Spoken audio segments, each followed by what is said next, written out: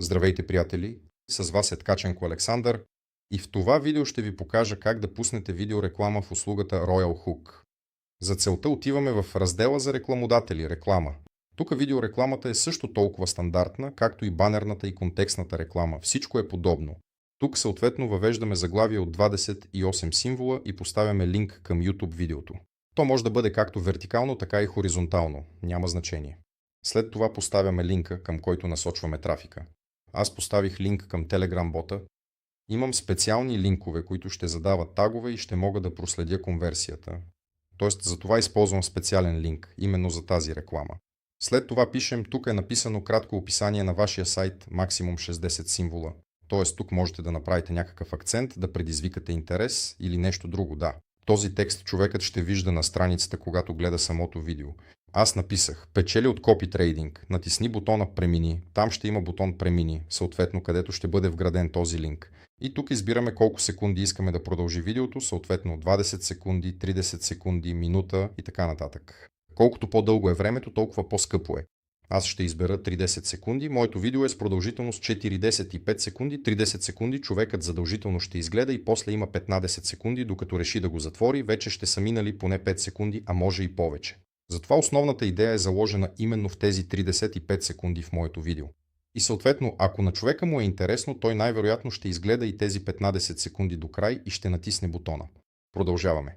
Тоест, не е задължително видеото да е с точно толкова секунди, колкото избирате тук. Вашето видео може теоретично да е цял час, но вие избирате толкова секунди, колкото са ви нужни, колкото искате за привличане на вниманието. Но основният ви кукичка, т.е. с какво ще заинтригувате човека с този видеоклип, е желателно да се побере в онези секунди, които избирате. На мен ми трябват 30 секунди. Конкретно за този клип 20 секунди няма да ми стигнат. По-късно ще запиша клип, може би за 20 секунди. Ще говоря по-кратко, ще направя кукичката по-бързо, но тук е така. Продължаваме. Показвайте на потребителя не по-често от веднъж на час, веднъж на ден, веднъж на 3 дни. Аз ще си сложа веднъж на 3 дни. Съответно може да се настрои автоматично презареждане. Тоест, когато имате по-малко от $1, ще ви се зареждат още $5. Тази сума ще се тегли от рекламния ви баланс, а ако там няма, ще се тегли последователно от другите баланси. Тоест, поставяме тази отметка, ако разбираме да, какво означава и сме съгласни с него. Тук. Тоест, ако публикувате реклама и имате голяма сума пари в баланса си, трябва да разберете, че рекламата ви може да се превърта доста бързо и съответно парите могат да бъдат отписани. Следователно, ако искате да контролирате, въведете сумата тук и контролирайте. Ако всичко ви е под контрол, можете да сложите отметката и сумата ще се тегли постоянно от баланса ви, т.е. ще се зарежда всеки път с $5. След това тук можем да изберем държава или държави. Да, т.е. тук можете да изберете различни държави. Аз сега няма да го правя това. Искам да избера всички държави. Може да въведете град, да изберете пол, да изберете интереси. С това също ще експериментираме по тези интереси, но на този етап е невъзможно да обхванем всичко, затова ще показвам именно този таргетинг. Ще пусна 1000 импресии за всички, напълно за всички. След това следващата реклама ще пусна за всички, които имат бизнес място в матрицата, а следващата реклама ще пусна само за тези, които имат ранг партньор. Тоест това е същият фри, но той е поканил минимум 10 души и е получил статус фри. Тоест това е активен фри, човек, който е поканил поне 10 и съответно той е по-ценен, по-полезен в този смисъл. Искам да пусна 3 равностойни реклами и да видя статистиката, защото за всяка реклама имам отделен линк. Ще наблюдавам и ще си правя изводи, коя аудитория ми е донесла повече полза, така да се каже, да. Продължаваме нататък. Тук вече съм въвел 1000 гледания, да. Тоест, ето виждаме цената на видеорекламата, да, тук виждаме колко долара плащаме. Тук виждаме цената, да. Ето, например, за 20 секундни клипове за едно гледане плащаме 2 цента, за 30 секундни плащаме 3 цента, за минута 6 цента и така нататък. От другата страна, съответно човека ще получава с 10 или 20% по-малко. Това зависи от това дали е фри, тогава разликата ще е 20%. Ако човекът е партньор или има бизнес място, тогава ще печели с 10% повече за същата работа. И се получава така, че той ще получава само с 10% по-малко, отколкото аз тук съм посочил, отколкото е тази сума, която е записана тук, да. И така, просто ви пиша, че 100 гледания са само $3. Тоест за $3 100 души ще гледат вашето видео по 30 секунди, да. Тоест ако бях избрал 20 секунден клип, това щеше да е не $3, а $2. Избирам 1000 гледания, ще превъртя по 1000. Получава се, че като цяло ще получа 3000 гледания и вече ще мога да разбера нещо по статистиката.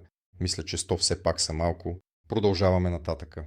$30 за 30 секунди гледане, 1000 гледания. Натискам създай. Създадено. И ето виждаме как изглежда това. Да, т.е. тук виждаме заглавието, линк към YouTube. Ето самото заглавие, описание, броя на показванията за сега е 0, защото току-що беше създадено. Оставащ брой показвания и статус. В момента статусът е включено, можем да го изключим.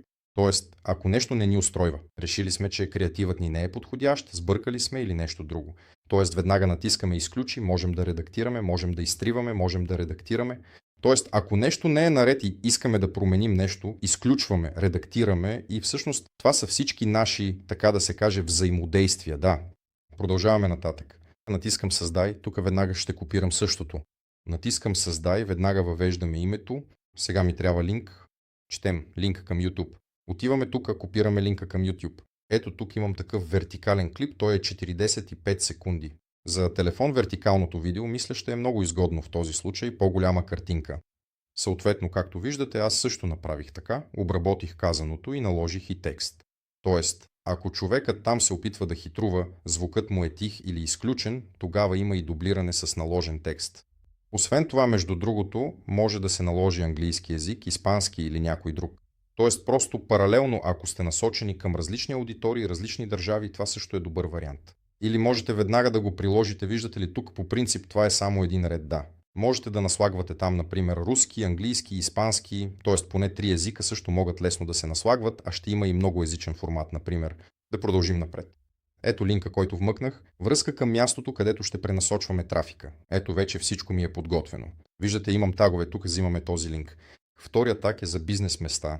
Вече съм си го отбелязал. Тоест това ще е реклама към аудиторията, която има бизнес место, описание, времето за гледане е същите 30 секунди, всичко ще избирам по същия начин.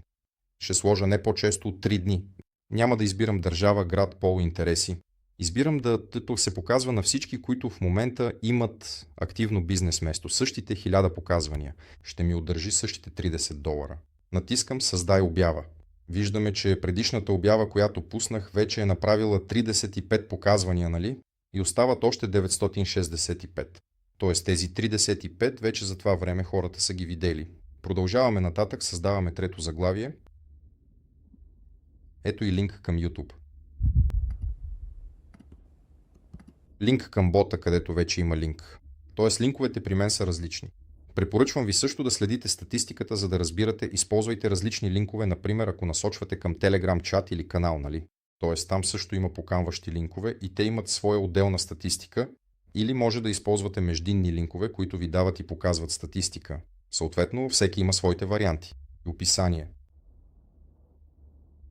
Времето е същите 30 секунди. Сега ще показваме вече на тези, които имат ранг партньор. Тук са същите 1000, същите $30. Натискаме създай. Забравих да избера интервал. Виждате ли, добре е, че показва. Избирам да се показва 3 дни. Тоест понякога допускаме някаква грешка и системата ни казва, че нещо сме пропуснали. Виждаме грешката, просто отиваме и попълваме. Ето вече виждаме първата реклама. 52 показвания вече са минали. Втората реклама 1 на 10 показвания са минали. Сега и тази ще започне да се разглежда вече. Между другото, сега ще обърна внимание на това, кои категории колко бързо се разглеждат. И съответно после ще анализирам и резултатите. Това е всичко. Използвайте аналитика, подхождайте към рекламата с разум, подгответе креативите правилно, не бъдете мързеливи. Сега изкуственият интелект може да ви напише текст. Колкото секунди му кажете, за толкова секунди ще ви даде информация, съобразена с вашия конкретен бизнес. Можете просто да го изговорите или да запишете някакъв клип, креатив, дори в същия изкуствен интелект. Тоест има много варианти. Затова вече ще направим отделно видео.